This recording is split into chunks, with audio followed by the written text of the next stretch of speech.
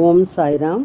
ஸ்ரீ சாயின் ஆசீர்வாதத்துடன் ஸ்ரீ கோவிந்த் ரகுநாத் தபோல்கர் என்ற ஹேமாத்மன் இயற்றிய ஸ்ரீ சாய் சச்சரித்திர கிரந்தத்தின் அடிப்படையிலே தொகுத்து மூல மராத்தியிலே விரிவுரையுடன் இயற்றிய தைந்தின் சாயிபோத் பேராசிரியர் டாக்டர் சீதாராம் கணேஷ் தேசாய் அவர்கள்.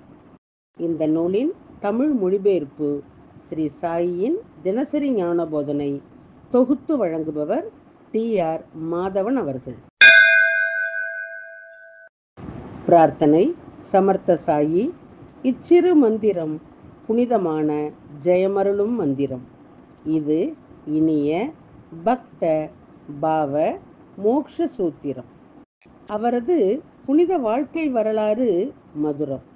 சாய்நாதர் கடவுள் பக்தியுள்ளவர், தர்மத்தை பின்பற்றும் பிரபஞ்ச பாலகர். இப்போது இவர் வாழ்க்கை வரலாற்றை பாடுங்கள். மன அமைதியை பேணுங்கள். ஈஸ்வர் அல்லாஹ் ஒருவரே கூறுவார், கடவுளில் வேறுபாடு இல்லை என்பார். சாய்ராம் உங்கள் அன்பான சொற்கள், பக்தியும் மரியாதையும் அருளும் வார்த்தைகள். ஓம் ஸ்ரீ சாய்ராம். ஸ்ரீ சச்சிதானந்த சத்குரு சாய்நாத் மகாராஜ் கி ஜெய். ஓம் சாய்ராம். ஸ்ரீ சாயினுடைய இன்றைய ஞான போதனை அத்தியாயம் 15 ஓவி 27. அன்றிலிருந்து அவர் திறந்த உடல், கையிலே மஞ்சிரை கருவி, கழுத்திலே ஜபமாலையுடன் வாழ்ந்தார். கீர்த்தனை நேரம் முடியும் வரை கணுதாஸ் இவ்வாறு இருந்தார். விளக்கம். ஒருமுறை தானே மக்கள் கௌபினேஸ்வர் கோவிலிலே ஹரி பக்த பாராயண் தாஸ்கனுவினுடைய கீர்த்தனை நிகழ்த்த முடிவு செய்தனர்.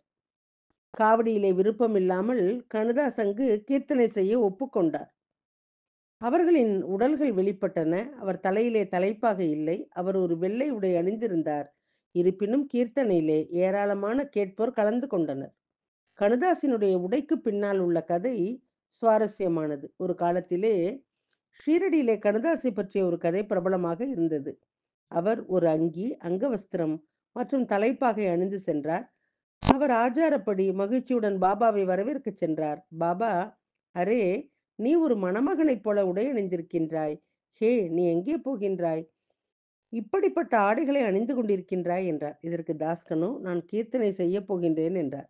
இதை கேட்ட பாபா அவரிடம், அப்படியானால் இந்த அங்கி, அங்கவஸ்திரம், தலைப்பாகை ஆகியவற்றின் அவசியம் என்ன? ஏன் இவ்வளவு உபச்சாரம் செய்ய வேண்டும்? உனக்கு இந்த அலங்காரம் எல்லாம் தேவையில்லை. என் முன்னால் இந்த உடைகள் அனைத்தையும் கழற்று. நீ ஏன் இவற்றை சுமக்க வேண்டும் என்றார். பின்னர் தாஸ்கனு தனது அங்கி, அங்கவஸ்திரம் மற்றும் தலைப்பாகையை கழற்றி பாபாவினுடைய பாதங்களிலே வைத்தார். அன்றிலிருந்து கணுதாஸ் பஞ்சகச்ச வேஷ்டி, ஆடை இல்லாத, சட்டை அணியாத உடல், கைகளிலே சிப்லா கட்டை மற்றும் கழுத்திலே மாலை அணிந்து கீர்த்தனை செய்ய தொடங்கினார்.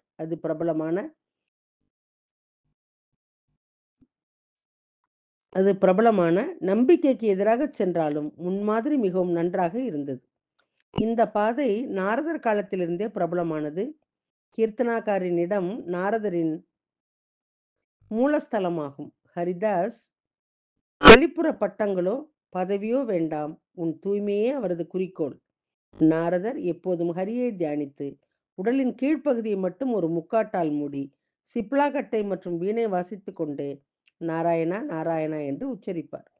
ஸ்ரீ சாய் சமர்த்தின் அருளால் தாஸ்கனுவும் அதே உடையை அணிந்து எந்த கட்டணமும் வசூலிக்காமல் தானே ஞானிகளின் வசனங்களை ஏற்றத் தொடங்கினார். தாஸ்கனு சாயி பக்தியை ஊக்குவித்தார். அவர் சாயியின் அன்பின் பெருங்கடலை எங்கும் பரப்பினார்.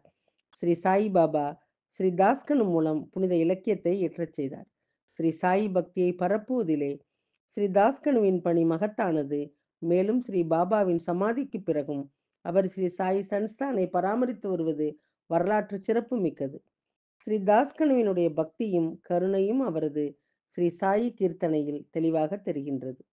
பக்த சிரோன்மணி சாந்தோர்கர் சாயினுடைய திருவடிகள் மீதான பக்தியை எங்கும் பரப்ப உதவினார். குறிப்பு: ஹரிதாஸ் தன்னை ஆடைகளால் அலங்கரிக்காமல் பக்தியுடன் அலங்கரிக்க வேண்டும். ஓம் ஸ்ரீ சாய்ராம்.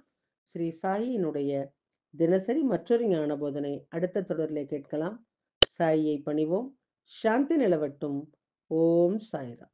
ஸ்ரீ சச்சிதானந்த சத்குரு சாய்நாத் மகாராஜ் கி ஜெய்.